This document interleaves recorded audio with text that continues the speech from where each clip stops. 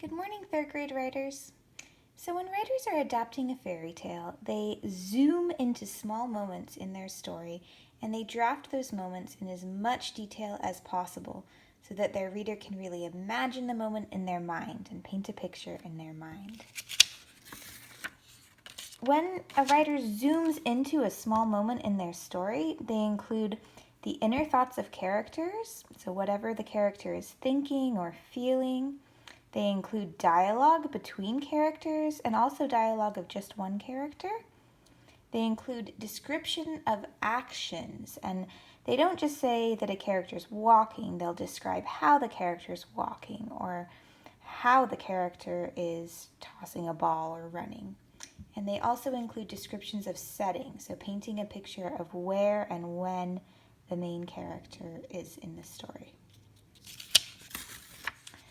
So today your goal is to turn a version 1 is a short, simple moment without much detail, into a version 2 moment in your story that includes inner thoughts, actions, dialogue, and descriptions of setting. So I just did some of that work myself on my story about Little Pug Peralta Hood. First, I wrote a version 1 draft of my story. So in my draft, I wrote this. Little Pug Peralta Hood walked down 63rd Street. She saw Big Pug Peralta. "Hello, I know we're not supposed to, but want to play?" she said. So that was my version 1. As you can see, I did a pretty good job of explaining what's going on in this moment. I have this action of her walking down the street, and I do have some dialogue. I say, "Hello, I know we're not supposed to, but want to play." But I can't really picture in my mind how she's saying these things, how she's walking, and I can't really imagine what 63rd Street looks like at all, or what she's seeing when she sees Big Pug Peralta. As I planned my version 1, this is what I drew on my sticky note as my writing plan. Now, then I thought about my version 2, and I thought to myself, I need to include inner thoughts, dialogue, actions, and setting. So I drew a quick little picture of some of her inner thoughts, her dialogue, actions, and setting. And as you can see, I thought, oh, there's some jasmine blooming, there's a cat on the green grass, there's this big tree, and maybe Big Pug Peralta's coming out from behind the tree. And she's thinking to herself, "It's great to be outside. Big Pug Peralta, it's you," is what she says. So then I turned that into a version 2 draft of the same scene in my writing. So here's what I wrote for my version 2. As I read, think to yourself, where did I include inner thoughts? Where did I include dialogue? Where did I include actions? And where did I include setting?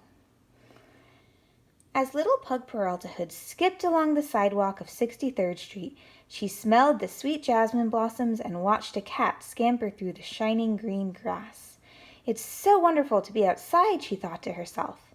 Just then she saw a figure strolling towards her, hidden behind the birch tree.